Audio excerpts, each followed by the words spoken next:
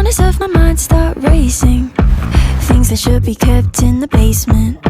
Spend my time trying to erase. Adlaw di karon nga Domingo diri sa akong nahimutangan mga bayot, nagpanit lang kog tulo ka potato diri mga bayot, kay mao ni ato ang recipe karon mga bayot. Humagpanit, humaghugas, ato na siyang raspahon mga bayot, kay aron limpyo na atong agi dira mga bayot, sama sa akong gingon kaniadto nga bahalag damak og nawong basta limpyo og agi, charot. Na nato na siyang ibutang sa bowl mga bayot, kay aron ato na siyang humulan og 3 minutes mga bayot para ma-separate ang iyang duga mga bayot. Human ato na siyang i-drain mga bayot. Pagkahuman, ato na siya gihapong i-wilik-wilik karon mawaan na nang tubig, then mag-slice ta diri og parsley mga bayot. Then ato ni siyang butangan og upat ka itlog mga bayot, og unay magpugaran din hala, daghanan ninyo na aron daghan pud ninyong mabuhat mga bayot.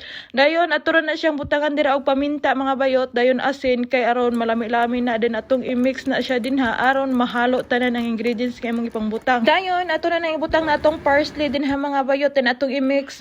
Then human ato sa nang isita side kay mag nis-nis ta diri og cheese mga bayot, kay mo man ni makapadalag palami lagi sa ato ang recipe. Then ato na butangan nag-asin din ha nga ato ang potato, dayon ato na ilunod na ato ang itlog dira mga bayot, then atong i-mix tanan. Tarunga og mix kay nang ma-mix tanan ha. Ana ra kadali. Dayon nay olive oil diri ato na ibutang din ha sa ato ang kalha mga bayot, then ato ang brasan na dira siya mga bayot aron makatag na dirang oil mga bayot, then atong ibutang na ng katunga sa atong potato mga bayot. Katunga ra atong ibutang, kay ang katunga pod ato nang ibutang sa ibabaw. Then isunod na to ang cheese mga bayot. Imuragod po na ikatag-katag din ha, og ayuhon ni magkatag og mapantay na dira mga bayot, kay og di na siya magpantay di pud pantay ang kalami ana. Then ato na ibutang ang potato mga bayot. Last na ni siya mga bayot nga atong hampol sa ibabaw mga bayot. Then human na syempre atong takloban kay aron maluto na siya din ha og equal. Dahil nato na siyang timean mga bayot og 15 minutes. Pahinayan ra nato ng kalayo bayot kay aron di na siya mapagod. Then ato na siyang balihon mga bayot. Nakahinamdam ko sa una kaya kung